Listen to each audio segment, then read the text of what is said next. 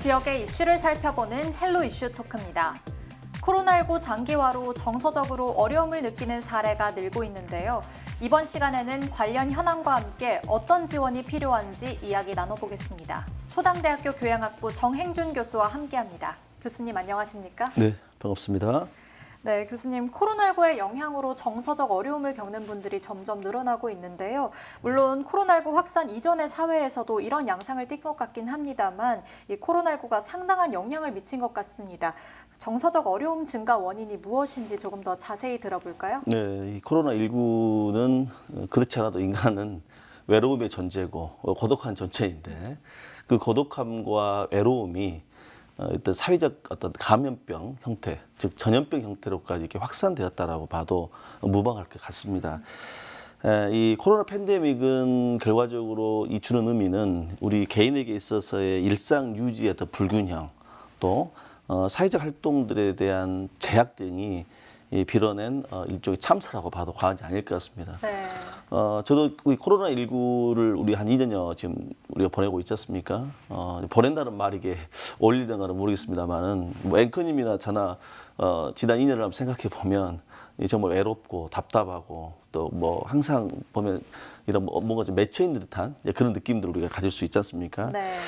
이제 이러한 어떤 정서적 어려움이 이제 초래할 수밖에 없다는 그 요인에는 우리 인간에게는 사실 자유의지가 있습니다. 이 자유라는 것은 우리 민주주의 국가에서 가장 핵심적인 가치이고 인간에게 있어서 어떤 사상의 자유 또 뭐 우리 신체 활동 등을 자유롭게 할 수 있는 뭐 자유라든지 또 문화 활동의 자유 이런 부분들이 코로나19로 제약이 되다 보니까 그 모든 결과적으로 개인의 어떤 정서적인 측면으로 또 정서의 어떤 안정성을 구축하는 데 굉장히 악영향을 미쳤던 것 같습니다. 특히 이제 우리 지금 여러 학계에서도 좀 이런 관련된 보고들이 지금 계속해서 나오고 있습니다만은 이 코로나19 팬데믹으로 인한 심리적 정서적 위축 상태라든지 또 우울감의 증상이라든지 뭐 이런 정신병리학적인 측면에서의 요인들이 굉장히 지금 현재 다양하게 연구되어지고 있는데 이 양상이 좀 특별히 봐야 될 것은 어린이에서부터 노인에 이르기까지 전 세대, 저 계층에 관계없이 아울러서 이 정서적, 심리적 영향들이 굉장히 안 좋게 지금 나타나고 있다는 것이 최근 학계의 어떤 보고들입니다. 네. 사실 인간은 그 우리 몸과 마음으로 이렇게 구성되어 있잖아요. 몸이 아프면 마음도 아프고 또 마음이 아프면 몸도 아파진다는 것이 어찌 보면 당연한 이치입니다. 이게 자발성이라든지 자율성에 기초한 이러한 신체 활동의 제약이 결론적으로 말씀을 드리자면 우리 인간에게 정신적, 정서적, 심리적 부분에까지도 영향을 미치고 있다라고 말씀을 드릴 수 있을 것 같습니다. 이 코로나19의 위협에서 우리가 벗어나기 위해서 지난 2년 동안에 우리가 정말 착실하게 마스크를 꼈는데요. 오히려 그 마스크를 끼므로써 우리 신체적인 어떤 안정은 좀 더 지켜줄 수 있었는데 우리 심리적, 정서적인 측면에서는 굉장히 그 답답함이 연속으로 이렇게 이어지고 있지 않은가 하는 그런 씁쓸한 생각을 가져보게 됩니다. 네, 말씀해주신 이 다양한 원인들에 의해서 현재 많은 국민들이 정서적 어려움을 겪고 있다는 건데요. 현재 또 어떤 상황인지 구체적으로 짚어주시죠. 이 코로나 팬데믹은 결과적으로 우리 몸과 마음을 사실 동시에 힘들게 하고 있습니다. 그 중에서 우리 특별히 이제 지금 육체적인 측면뿐만이 아니라 이 정서적인 측면에서 굉장히 그 악영향을 미치고 있습니다. 여러 연구 논문과 통계 자료에서도 보듯이 코로나19의 어떤 장기화로 인해서요, 인간의 심리, 정서적 영역에 심각한 영향을 미치고 있다는 보고가 나온다고 말씀을 드렸습니다. 네. 관련해서 지난 11월에 우리 전남대학교 정신건강의학과 연구팀의 그 연구 결과를 보면 이 관련 내용이 그대로 증명이 되어지는데요. 이 코로나19 장기화로 우울증이 무려 5배 정도가 높아졌다고 합니다. 그래서 이 코로나19 감염력이 없는 일반인을 대상으로 연구 결과인데요. 이 코로나19로 인해서 뚜렷한 우울 증세를 보인 환자가 무려 20.9%에 육박하다는 통계가 나와 있습니다. 네. 이제 이 내용은 뭐냐면 이 코로나19 이전의 우울증 평균 유병률이 한 4%인데 코로나19 이후에는 무려 5배 정도 수치로 우울증들이 증가하고 있다는 이런 통계 자료가 보도되었습니다. 또 그 밖에도 어떤 경제적 스트레스라든지 또 외로움에 느끼는 정도가 높은 경우에는 특히 이런 정신질환을 치료하는 경우에 청년층에서는 주로 이렇게 굉장히 많이 이렇게 우울감 증들이 증가하고 있다는 것으로 나타났습니다. 또 반면에 이렇게 뭐 운동을 규칙적으로 한다거나 또 뭐 평소에도 감사하는 마음을 갖고 있는 이런 성향을 갖고 있는 사람들은 이 코로나 블루 증세 형사가 뚜렷하게 낮았다라는 말들을 하고 있네요. 그래서 이러한 내용들을 종합해 보면 코로나19로 인한 스트레스는 단순히 심리 정서적인 단순한 감기 같은 현상이라 한다면 이런 우울증과 같은 영역은 어떤 정신적 독감 수준에까지 이렇게 표현할 수 있을 것 같습니다. 그래서 앞으로 이런 코로나19의 방역 더하기 코로나19 팬데믹으로 인한 정서적인 어떤 지원 부분이 또 이런 부분들 어떻게 대처하고 또 대안을 마련해야 될 것인가가 앞으로 굉장히 중요한 부분이다라고 생각이 되어집니다. 네, 현재 물론 일반 시민들도 이렇게 많은 어려움을 겪고 있지만 특히나 코로나19 확산 이후 전국 곳곳에서 업무 과중이 또 있음에 따라서 의료진들이 정서적 고통을 겪고 있다는 소식도 자주 들려오는 것 같습니다. 관련해서는 어떤가요? 예, 무엇보다 이 코로나19 방역과 관련해서 우리 최일선의 의료 현장에서 사실 사명감 하나로 이렇게 살신성인하고 계시는 우리 의료진들에게 정말 국민의 한 사람으로서 깊은 감사의 말씀을 먼저 드리고 싶습니다. 이와 관련해서도 최근에 연구 결과들이 좀 나오고 있는데요. 코로나19의 어떤 장기화로 의료진들의 피로도가 날로 지금 가중되고 있다라고 보고 있습니다. 특히나 예방 인력, 특히 치료 인력 등이 이 코로나19와 관련한 전담 인력들에 대한 그 중에서 정서적 고통이 굉장히 늘어나고 있다는 연구 결과가 보고가 되고 있어요. 그래서 네. 관련해서 지난 30일 대한의학회지에서 발표를 했는데요. 국립병원에서 일하고 있는 의료진에 대한을 대상으로 해서 이 코로나19의 집단 감염으로 인한 정서적 고통에 대한 연구 결과를 발표를 했어요. 이제 관련 보니까 이 코로나19로 인한 의료진의 우울증 증상 또 우리가 말하는 외상후 스트레스 장애 등이 증가하고 있는 것으로 나타났습니다. 이러한 연구 외에도 뭐 다양한 연구들이 최근 들어서 계속 발표되고 있습니다만은 그런 연구 내용들을 종합해 보면 이 의료진들에 대한 코로나19 대처와 관련된 신체적인 어떤 피로도 증가가 그 의료진 자체에 곧바로 정서적, 심리적 영향에 어떤 지대한 영향을 미치고 있다는 겁니다. 그래서 이런 측면에서 우리가 한번 생각해 봐야 될 것이 의료진도 분명 사람이고 또 의료진도 몸과 마음을 가지고 있다는 겁니다. 그래서 이런 의료진들에 대한 각별한 지원, 특히 정부 차원에서의 어떤 지원들이 좀 굉장히 필요하지 않나 생각이 되어집니다. 네, 정말 최전선에서 노력하는 의료진들에게 다시 한번 감사의 마음을 가져야 할 것 같습니다. 이렇게 의료진을 포함한 국민들이 많은 어려움을 겪고 있는데요. 정서적 어려움을 겪는 것을 넘어서 이제는 은둔형 외톨이로 이어지는 경우도 많다고 하더라고요. 그 형태는 다양하겠지만 코로나19 영향을 무시할 수는 없을 것 같은데요.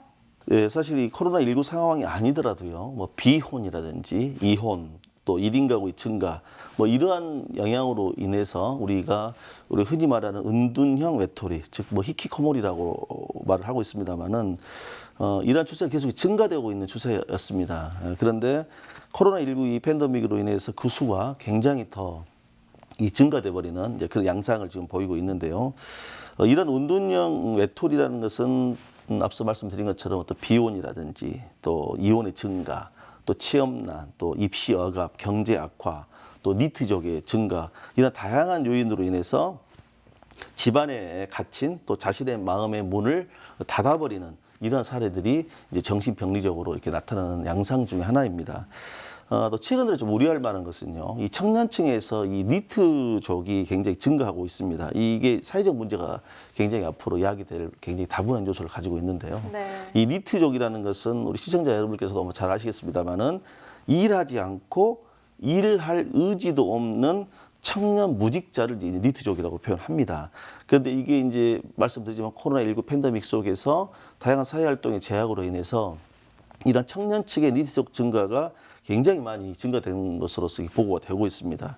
그래서 지난 25일 우리 한국 노동 패널에서 나온 자료를 보면 우리나라의 지금 이런 청년들 중에서 청년 전체 규모 대비 약 14%에 해당되는 172만 명 정도가 바로 이런 니트족이다 있다라고 이렇게 발표한 사례가 있습니다. 네. 그런데 이제 이 부분이 이제 청년들에 대한 구직 활동을 포함해서 일선에 학교도 다니지 않고 일종의 무기력 상태에까지 도달하는 이러한 양상으로 확대될 수 있다는 측면에서 이 부분이 아까 방금 말씀드렸던 은둔형 외톨이라는 양상이 이러한 어떤 증상들이 계속해서 확대될 수 있는 여지를 가지고 있다는 측면에서 굉장히 우리가 심각하게 바라봐야 할 것 같습니다.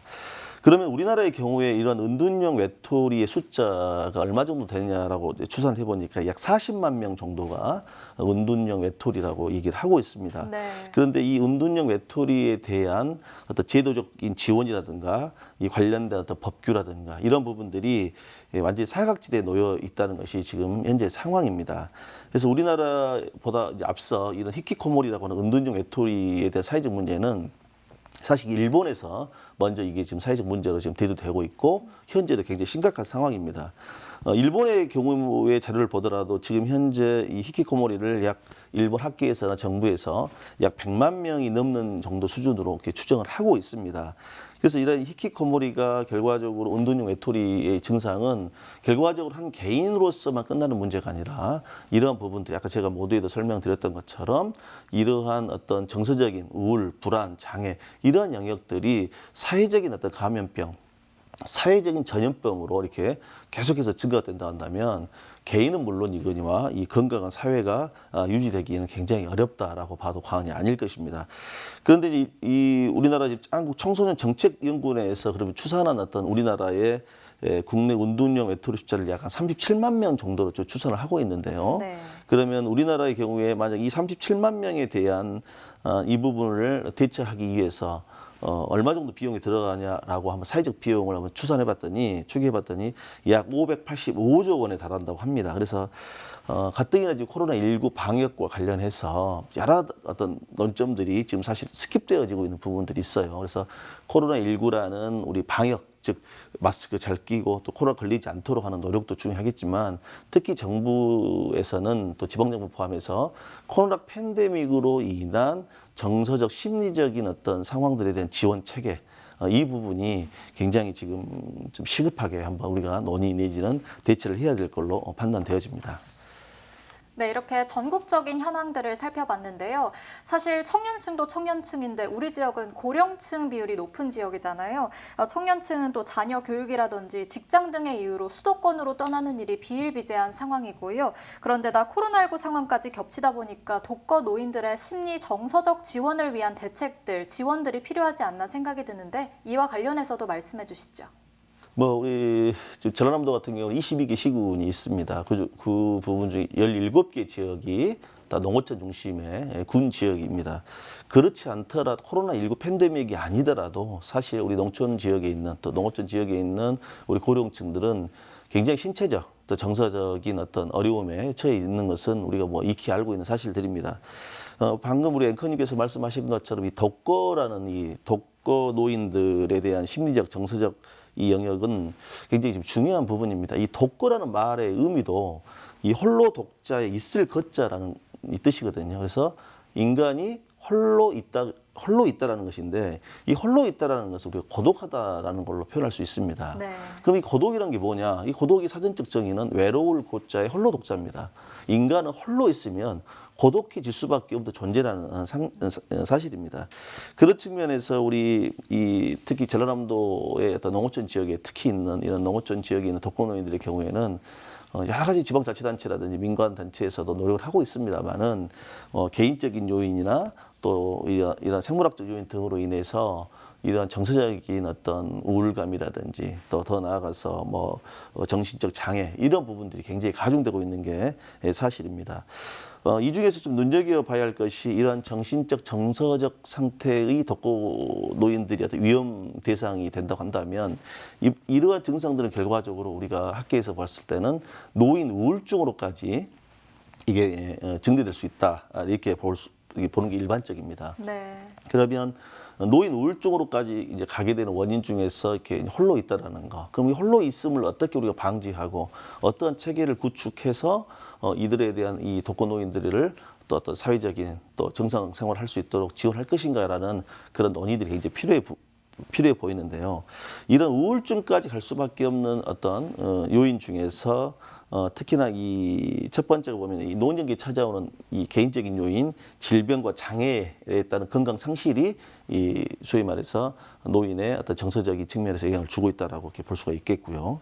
또 두 번째로는 퇴직 이후라든지 재정적 대입이 부족으로 인해서 경제적 능력 상실이고, 또 세 번째로 배우자와의 친지 또와 사별, 또 가족과의 분리 등으로 해서 대인 관계가 상실돼 버리는 이런 부분들이 우리가 농어촌 지역에 있는 독거노인들에게 보이는 일반적인 특징들입니다.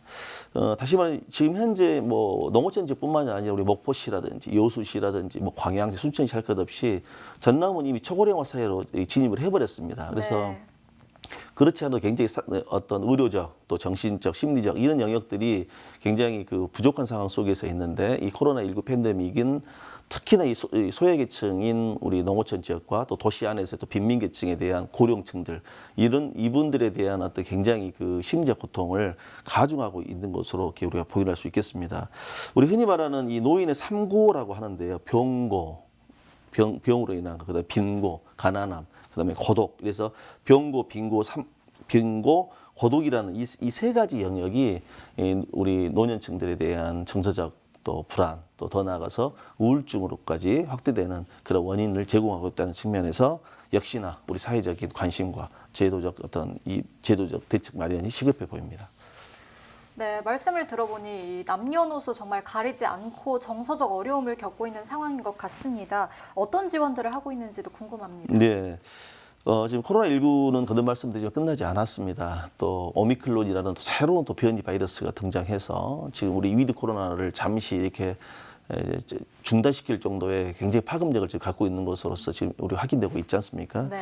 그래서 지금 뭐 일선 학교라든지 또 일선 지방자치단체, 중앙정부 할 것 없이 정부 차원에서 어떤 심리 정서 지원을 위한 다양한 지금 노력들을 안 하고 있는 건 아닙니다. 제가 봤을 때는 이러한 부분들이 조금 체계적으로 통합적으로 이렇게 이루어져서, 다시 말하자면 누구를 위한, 모두를 위한 심리 지원 체계 서비스보다는 맞춤형으로 좀 더 세밀하게 좀 확대해 나가는 방식으로 좀 더 강화해야 될 것 같습니다. 그래서 거듭 말씀드리지만 우리 코로나19 팬데믹과 관련해서 지금 정부라든지 지방정부 할 것 없이 굉장히 뭐 자살 예방 프로그램이라든지 뭐 이와 관련된 뭐 이렇게 심리 지원 프로그램들을 열심히 하고 있어요. 그래서 네. 이런 부분을 하고 있지만 그것으로만은 좀 부족한 면이 있지 않느냐라는 말씀을 제가 좀 더 첨언하겠습니다. 네, 교수님께서 이제 계층별로 각각 다 다르기 때문에 맞춤별로 지원책을 마련하는 것이 중요할 것 같다고 말씀해 주셨는데요. 그러면 교수님께서 보시기에는 이 정서적 어려움 극복을 위한 지원책, 그리고 이제 코로나19로 인한 정서적 어려움을 겪는 사례가 줄어들 수 있도록 어떤 예방책이 마련돼야 한다고 보시나요? 네, 무엇보다도 이제 뭐 제가 모두도 말씀을 드렸습니다만은 우리나라도 이제 외로움부가 만들어져야 할 시기가 이제 온 것 같습니다. 저출산으로 얘기하는 결혼 인구의 어떤 급격한 감소, 우리가 말하는 1인 가구의 등장이죠. 벌써 1인 가구가 등장한다는 것은 이 자체가 벌써 외로움이라든지 정서적 문제를 같이 유발할 수밖에 없는 요인이다라고 봐도 과언이 아닐 것 같습니다. 네. 따라서 이제는 이런 외로움에 대한 문제, 고독에 대한 문제, 특히 아까 말씀드렸던 심리 정서적 지원 체계에 대한 이 부분을 중앙정부 차원에서 통합 플랫폼을 좀 조성할 필요가 있을 것 같습니다. 그래서 특정한 소수를 위한 맞춤형 심리 지원 서비스가 이제는 일상화돼야 되지 않겠느냐 하는 그런 지경까지 왔다라고 생각이 되어집니다. 따라서 앞으로 이러한 국민들의 삶의 질 또 행복으로 가기 위한 과정에 있어서도 국민에 대한 정서적인 측면, 코로나19 팬데믹으로 인한 신체적인 위험뿐만이 아니라 그에 따른 정서적인 위험이, 그에 따른 위협이 더 큰 사회적 문제가 될 수 있다는 측면에서 우리 중앙정부를 비롯한 지방정부 또 관련 대학이라든지 민관 모두가 이 부분에 대해서 관심을 가지고 체계적인 지원 체계를 한번 구축하는데 모두가 좀 노력을 했으면 좋겠다는 생각을 갖습니다. 네, 방역만큼이나 중요한 것이 심리 방역인 것 같습니다. 또 앞으로 정서적 어려움을 극복할 수 있도록 모두가 힘써야겠습니다. 교수님, 오늘 말씀 여기까지 듣겠습니다. 코로나19의 여파로 불안과 우울감 등 정서적 어려움을 느끼는 분들이 늘고 있는데요. 조금 더 나은 상황을 위해 이러한 어려움을 면밀히 살펴 체계적인 대책을 마련할 수 있길 바라면서 오늘 시간 마칩니다. 지금까지 헬로 이슈 토크였습니다.